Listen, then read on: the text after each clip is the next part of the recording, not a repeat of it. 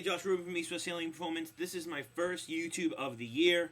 I've been trying to decide what to do it on, and I'm just going to say a couple things before I really say what I'm going to do it on. First, I want to welcome everyone a Happy New Year. Second thing is, I get a lot of emails from people, whether they're practitioners, whether they're the general public, based off of my YouTubes, based off of our Facebook pages. You can look us up, Josh Rubin and Jeannie Rubin, both in, San Diego, California, or Carlsbad. You can look us up. Facebook us, because we post so many great things on our page for you to learn. But the bottom line is, with the Facebook, with the YouTube, the blogs, it's just a general learning. I mean, in 10 minutes, how much can I actually teach you? So don't come back at me with trying to play Stump the Chump. Same thing with Facebook. My goal is really get this stuff out there to provoke some thought. Because I'm doing the research, it's provoking my thought, which is actually making me want to read and research more and draw my own conclusions. So there's really nothing I can say or do to actually prove my point, because no matter what I say, you're actually going to follow your own belief patterns. So you actually have to do the research, you have to do the reading, and come to your own conclusions. Now, don't you mind you saying, where'd you get this, who should I read, what should I do? But my goal isn't to play Stump the Chump, to battle with, you agree with eating unsaturated fats, and I disagree with it. My goal isn't to create that conflict. If it works for you, great. I'm here to just promote what I do, and it works, and I have clients all over the world and get great success. So just realize that when you watch our clips, as well as when you go to our Facebook page. It's just to educate you. And if it conflicts with you, well, you have to ask yourself, if it's creating conflict, conflict actually creates growth. It actually says to you, well, maybe what I was thinking and what I thought my foundation was isn't really that strong. Because most people in our industry, my feeling, and I'm opinionated, is we study everything backwards. We study everything from outside the body in. Instead of studying stuff from the inside of the body. How does the body work? What does our body need to survive? Same thing with the physical body. If you know what the muscles do, what physiology is, the bones, the ligaments, the nerves, all this stuff, doing techniques is easy, but everyone studies techniques to fix the body when they know nothing about anatomy and physiology. They're studying pathology. So I go the other way. So if it creates conflict, there's nothing I can really say. A lot of the times I'm going to say, it's just how the body works, and you really can't argue that. So my goal isn't to argue, because it's just how it is. So enough about that.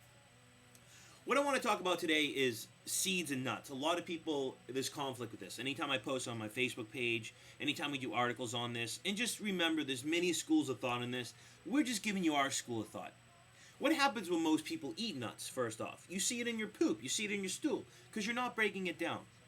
Most people say, well, you need to soak your nuts. If you soak your nuts, they're healthy. You need raw, organic nuts. You soak them overnight, and then you slightly bake them. And that actually pulls what's called a phytate off. It's a thin layer that you can't see off the nut.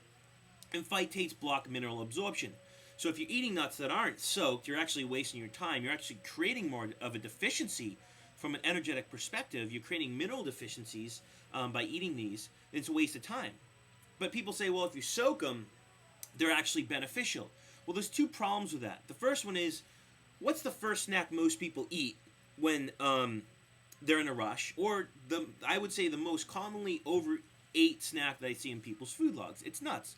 What are most bars nowadays? Nuts. There's no such thing as a Lara bar tree, right? Most of the nuts in these bars, most people have a hard time digesting.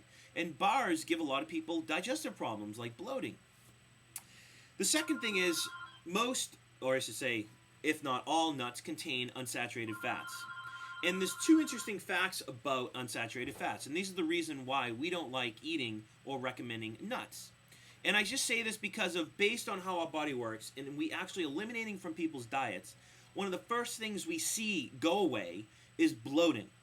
One of the first things we see go away is bloating once people eliminate them.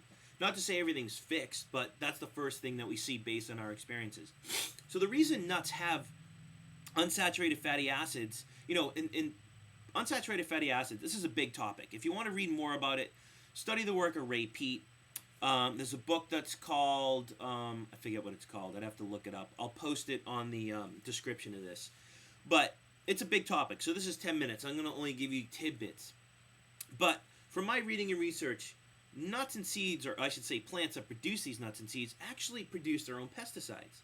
And these pesticides are the phytates and the unsaturated fatty acids. And they do this to protect themselves, because life is about feeding itself. Life feeds life. So if the nuts aren't there to regenerate and regerm, we're not going to get the plants back. So they do this, they have the unsaturated fatty acids and the phytates in order to protect themselves from animals. And when animals eat these phytates and unsaturated fatty acids actually make it difficult for animals to digest proteins, or I should say even humans. It actually makes it difficult for the body to digest clots, digest colloid in the thyroid, affecting the thyroid, maintaining proteins in the cytoplasm, as well as impairing white blood cell cleanup in the body, as well as repair. So you can see how many negative effects it can have on the body. Most of you probably just heard it. It actually affects digesting proteins. And a lot of people have trouble digesting proteins. We see this off the subjective testing we do and the analytical objective testing we do. The second reason is they actually produce these for germination. Plants typically germinate in the spring. Unsaturated fatty acids are actually liquid at cold temperatures, just like salmon is unsaturated fat. It's in cold water. It needs to have these fats that are actually liquid when the temperature is cold. Because if not, if they got hard, then the fish itself couldn't swim and become very rigid in itself.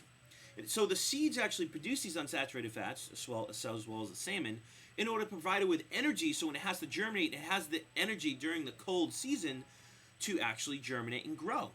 So the rule of thumb is unsaturated fats are typically hard at warm temperatures and oxidize when exposed to oxygen. That's why we don't believe unsaturated fats from, let's say, cod liver oil or fish oil is healthy, because it's pulled from a cold water fish. It's put in a body that's 98.6 degrees and that uses oxygen. So under those two conditions, it's actually oxidized and produces a lot of free radicals.